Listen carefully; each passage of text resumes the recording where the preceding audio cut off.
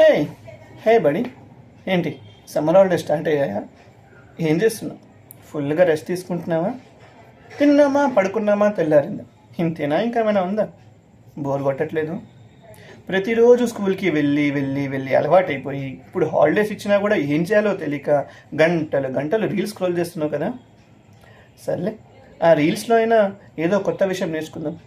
రోజుకో కొత్త కాన్సెప్ట్, అది కూడా జస్ట్ 1 minute. అబ్బా, హాలిడేస్లో కూడా వదలరా సార్, ఇప్పుడు కూడా చదువుకోవాలా అంటావా? చదువుకోమనట్లేదా, నేర్చుకోమంటున్నా.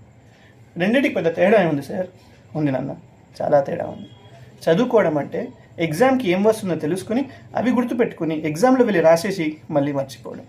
అదే నేర్చుకోవడం అంటే ప్రతి ఒక్క కాన్సెప్ట్ని ఇది ఇలా ఎందుకు వస్తుంది, ఇలా కాకపోతే ఇలా చేస్తే ఇంకేమైనా వస్తుందా అని ప్రతి విషయాన్ని ప్రశ్నించి మనం దాన్ని అర్థం చేసుకోవడం.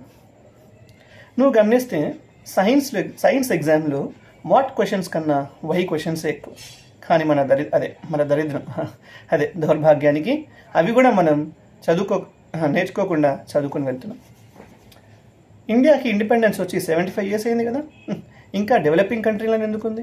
మన తర్వాత రిపబ్లిక్గా మారిన చైనా మనకన్నా ఏంటి, ద మోస్ట్ డెవలప్ కంట్రీ అమెరికాతో పోటీ పడుతుంది కదా. మన దగ్గర టాలెంట్ లేదా? ఇండియాలో the most talented engineers, doctors, chartered accountants, business man వీళ్ళంతా ఉన్నారు, కానీ సైంటిస్ట్ లేరు. అమెరికా అండ్ చైనాలో గొప్ప సైంటిస్ట్ ఉన్నారు. ప్రతి విషయాన్ని ప్రశ్నించి అమలు చేసి కొత్తగా కనుక్కొని కొత్త పదార్థాలు తయారు చేస్తారు. కానీ మనం ఉన్న వాటినే యూజ్ చేస్తాం, ఉన్నవే చదువుకుంటాం. వాళ్ళు నేర్చుకుంటారు, మనం చదువుకుంటాం. అందుకే మన దగ్గర చాలా గొప్పగా చదువుకునే ఇంజనీర్స్, డాక్టర్స్ ఉంటారు, కానీ మంచిగా నేర్చుకునే సైంటిస్ట్ చాలా తక్కువ. ఇండియా ఈ మాత్రం డెవలపింగ్ కంట్రీగా ఉండడానికి కారణం ఏంటో తెలుసా? ఇండియా ఇండిపెండెంట్ అయినప్పుడు మన దగ్గర చాలా గొప్ప సైంటిస్ట్ ఉండేవాళ్ళు. Doctor Homi Bhabha, Vikram Sarabhai, APJ Abdul Kalam, Jagadish Chandrabose, CV Raman, S Chandrasekhar, Satyendra Bose, ఇలా గొప్ప గొప్ప సైంటిస్టులు ఉండేవాళ్ళు.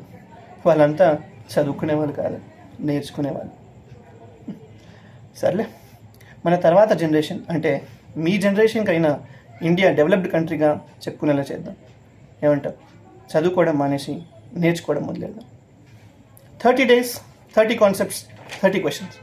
ఆ క్వశ్చన్స్కి ఆన్సర్స్ తెలియాల్సిన పని లేదు. అవి వెతకాలని నీకు తపనొస్తే చాలు, నువ్వు సైంటిస్ట్ అయిపోగలవు, ఇండియా డెవలప్ కంట్రీ అయిపోగలుగుతుంది. సో రేపటి నుంచి ఇక మొదలెడదామా?